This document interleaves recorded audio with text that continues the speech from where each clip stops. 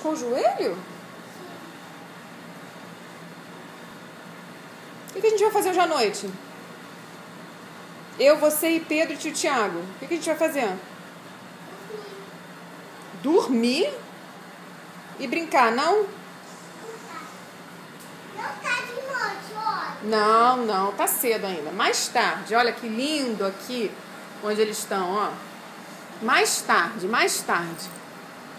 Ih, o Pedro tá com sono já? Você tá com sono agora, meu filho? Agora? Ai, jaca mais! Assim, peru. Cuidado pra não cair da cama, tá, Felipe? Tá bom.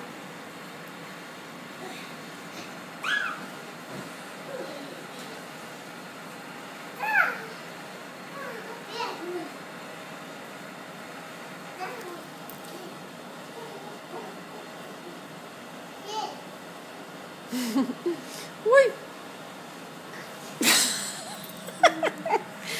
Olha. Nossa! Ok. Que beijo gostoso. Quem tá aqui? Quem chegou?